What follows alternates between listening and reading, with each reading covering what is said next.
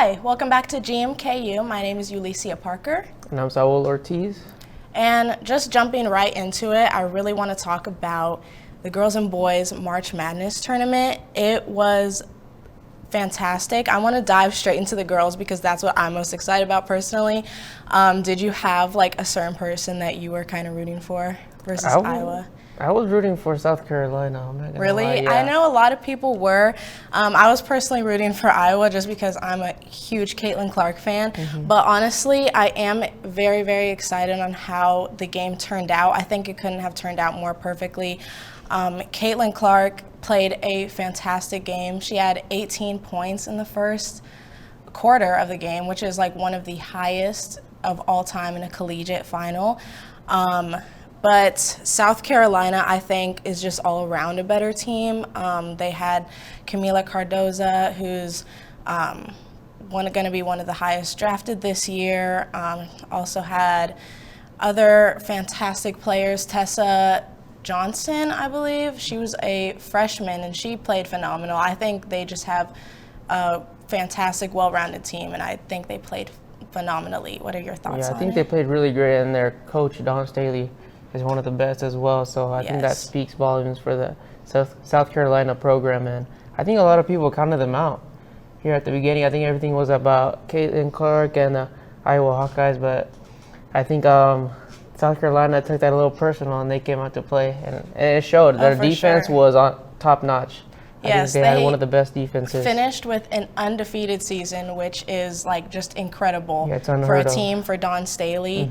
And then in a few weeks, we have the women's WNBA draft coming up, which I'm super excited for. Caitlin Clark is projected to be the #1 pick.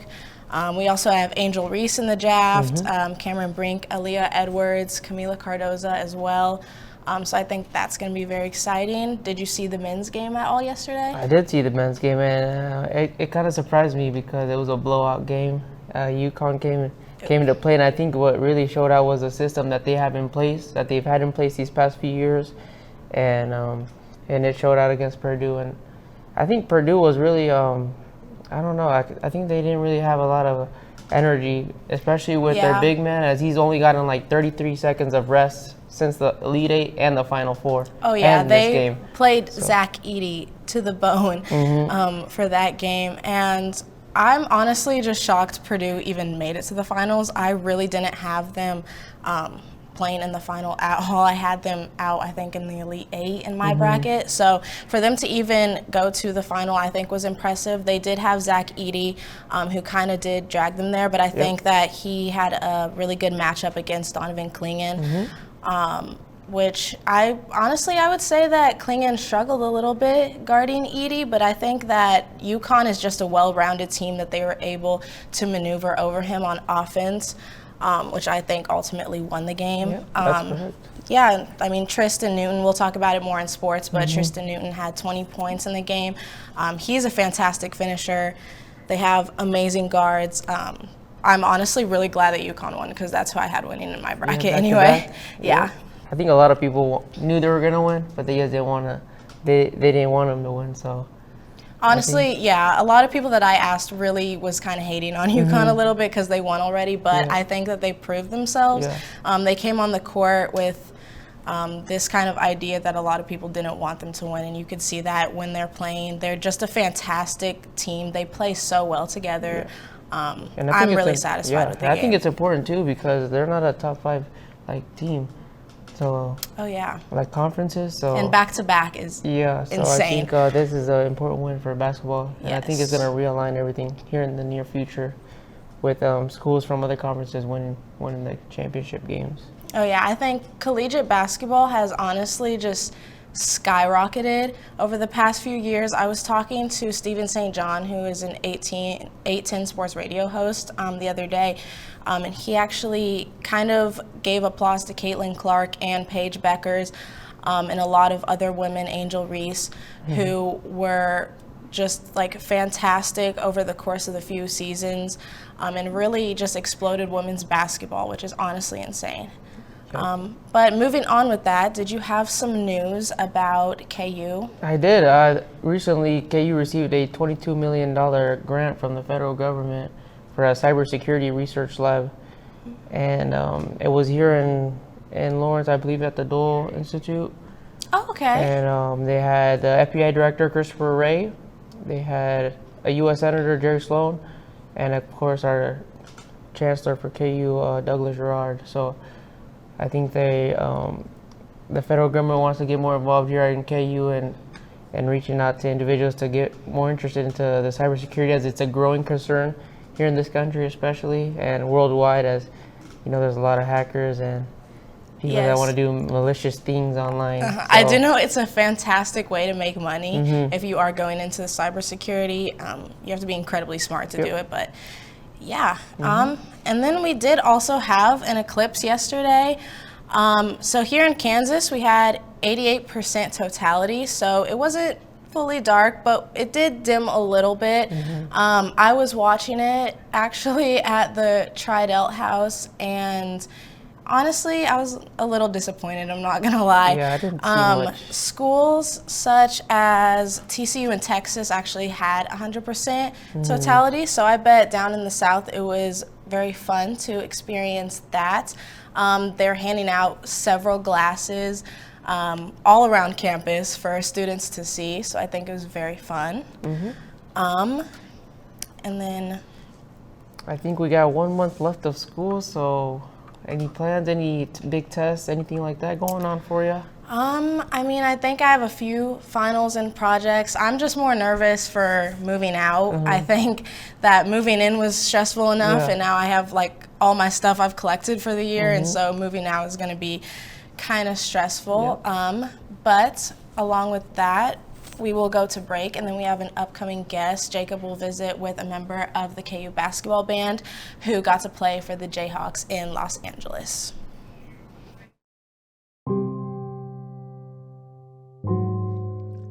Here we see an ordinary man on an ordinary day, when suddenly, trash appears.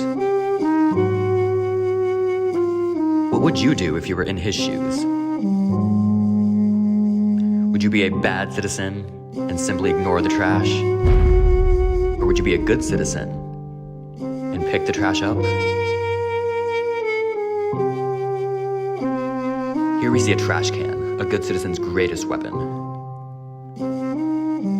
A good citizen will see litter, pick it up, and throw it away. Become a good citizen today. Welcome back. Today we have a very special guest and one of our members of the Jayhawk Marching Basketball Band. So this is my friend Mitchell. He is a member of my instrument section. He plays tenor sax. And so Mitchell, just tell the people a little bit about yourself. Yeah, I'm Mitchell Ball. I am a freshman here at KU. I'm studying civil engineering. I am also in the band. I play the tenor saxophone. And I'm from Paola, Kansas, which is about 50 minutes away from here. So I'm glad to be here. That's good. That's good. So how long have you been performing for music? I've been performing music since I was in actually 5th grade. So it's been a couple of years. That's good, yeah. I myself have also been, I've been performing since I was in 6th grade, so you've got about a year experience over me. Yeah. I guess in the grand scheme of things, it kind of evens out since you're a year below me. But so next, what made you interested in joining the Marching Jayhawks? So I've been a KU fan all my life, and I've also really enjoyed music. Obviously, I've been playing for I don't know how many years now, but. I saw the KU band at a couple football games and basketball games that I've been to throughout my life, and I thought they were pretty cool. So I was like, you know what, might as well join. See how it goes, and I'm loving it so far, having a great time. So. Yeah. All right, yeah. I myself have a very similar kind of story with that as well. I kind of noticed that you didn't have to be a music major to join the Marching Jayhawks, and I thought, hey, maybe I could continue with my performance journey through the Marching Jayhawks, and I decided to join. So that kind of leads me to my next question. Since I'm very well versed in the process of how to join the basketball band, do you think that you could tell everybody else how exactly we go about joining the basketball band? Yeah, so the basketball band, it's it's a really fun organization to be a part of, being part of the the basketball environment and that stuff. And to join, honestly, you have to be, first, the prereq is that you have to be part of the Marching Jayhawks, which, is a lot of fun, especially with our football team being the way it is now. But, they're just a fun group of people no matter what. And in around September, we will do our auditions. And so you're not guaranteed a spot in the basketball band, but you honestly just audition, play some scales, recite, read some music, and play a prepared piece. And you will find out in a few weeks and if you join. And just like that, you're in the basketball band, which is, it's pretty simple, but, it's a lot of fun too. Yeah, it's been a whole lot of fun all the years that I've been in it, and I really hope that you continue to go through with it, because it's really a whole lot of fun. Because who could pass up being in Allen Fieldhouse? Like, it is such a great environment, especially with the kind of energy that we are able to bring in with it. I think that the kind of energy that we bring through our performance is completely instrumental, pun absolutely intended, to the energy and the atmosphere in Allen Fieldhouse. So finally, we have. I've heard that you have gone with the women's basketball team to LA when they went to go and play in the NCAA tournament. So could you tell us how that was for you? Yeah, the LA trip was a lot of fun. It was really cool seeing our women's team, go and compete at the high level of the NCAA tournament and that stuff. So yeah, we flew out a couple days before the game, and so we had like a free day on Friday. We flew out Thursday, and so we got to go explore LA, go to Santa Monica Beach and that stuff. And then Friday we got to go, send the team off at their hotel, see them beat Michigan. It was a pretty good game, overtime thriller. And so, yeah, it was cool. We got to stay a couple other days. And so it was Sunday, we got to go. Some people went to Disney, some people went to Knott's Berry Farm, Hollywood. We had another free day just to go explore and, just see new sights that you probably wouldn't be able to do if you weren't in the band. And on Monday we played USC, which they were the 1 seed, we're the 8 seed. So unfortunately we lost, but it was really fun being out there, supporting the team, getting to meet new people, getting to meet some new Jayhawks just out on the street. And yeah, it was just a lot of fun. It was definitely something that I'd recommend for everyone to do if they could. That sounds like a really great experience, and I hope that I get the opportunity to do it sometime. But what do you think? Is there anything else that you feel like you want to say? I don't think so. I think we covered just about everything. So. All right. Thank you for your time, Mitchell, and we'll be back after the break.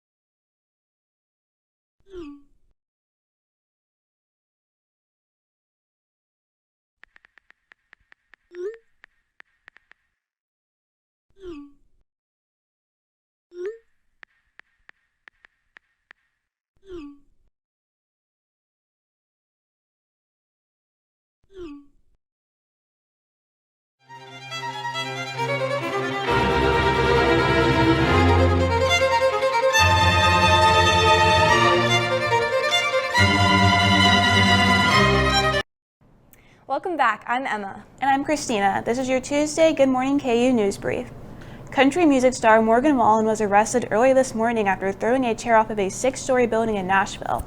He was charged with reckless endangerment and 1 misdemeanor of disorderly conduct. The singer's lawyer said his statement would be released soon and that Wallen has a court date of May 3rd.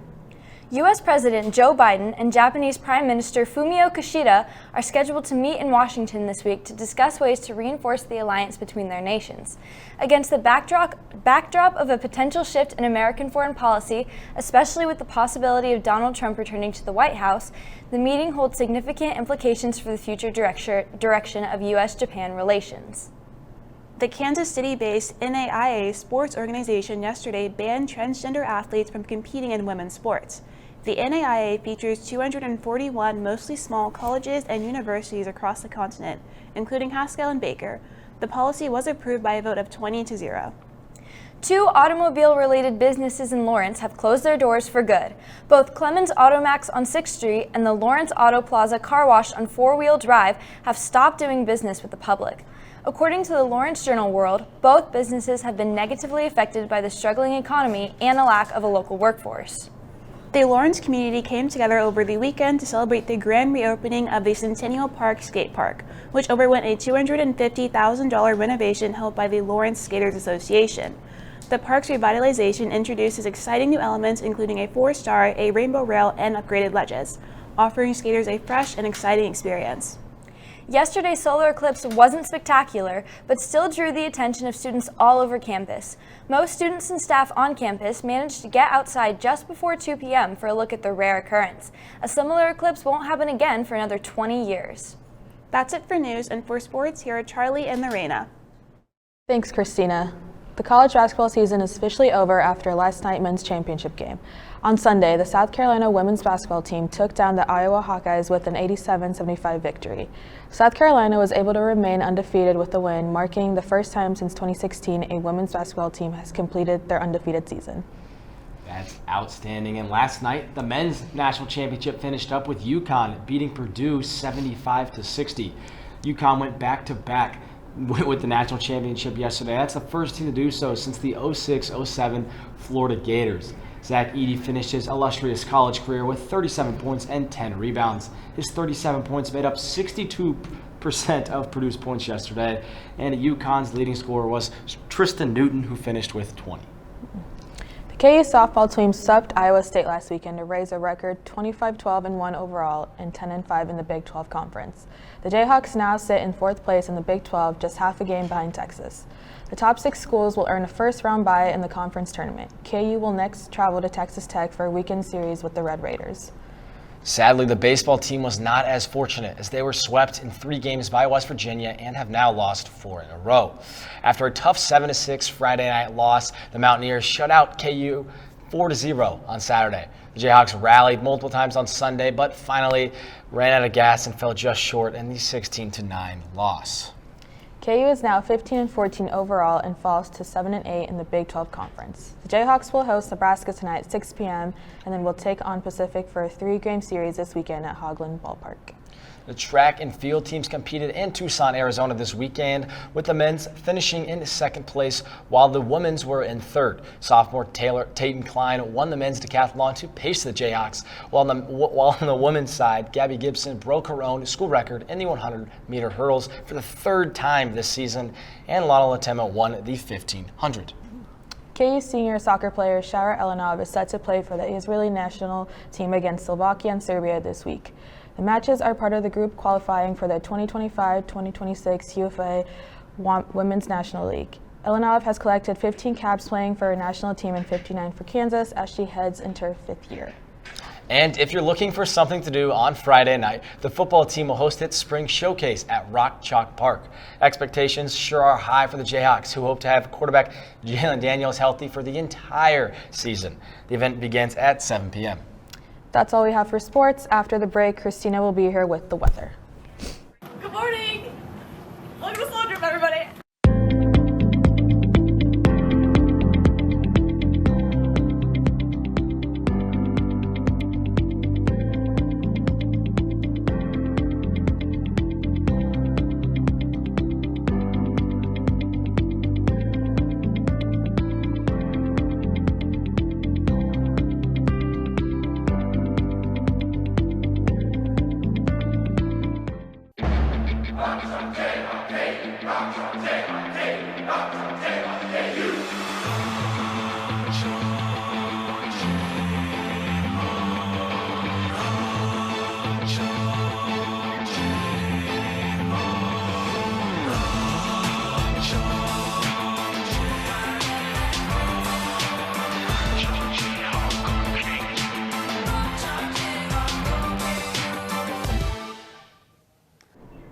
Good morning, KU. I'm Christina Green here to give you your weather update for the day. We do have mostly sunny conditions today and then a quiet weather pattern settling over the next couple of days. This will result in us having a pretty sunny and warm weekend ahead for us. Here's a live look outside of Lawrence. As you see, It's mostly clear. There are some clouds in the sky, but overall it is mostly sunny for us, which does result in us having some pretty warm temperatures as well. Just throughout this whole viewing area, we are within the range of the upper 50s, some areas even reaching into the 60s, which is really, really nice. Right now in Lawrence, we're just below the 60s, but we will reach into the 60s later on today with our high of 68 happening at about 5 p.m. So if you're going to the baseball game tonight, you can expect some pretty pleasant conditions for us. Afterwards, the sun will start to set and we reach our low tonight of 47 degrees, which is cool, but not too cool. We do have those partly cloudy skies overhead, which do result in us having warmer temperatures at the surface. And we do have that wind coming out of the north at about 5 miles per hour, and it'll shift to coming out of the east sometime past midnight, and then it'll shift back to the north for Wednesday. Now, speaking of Wednesday, there is a low pressure system right now. It's settled just to the south of Texas, right here in Mexico.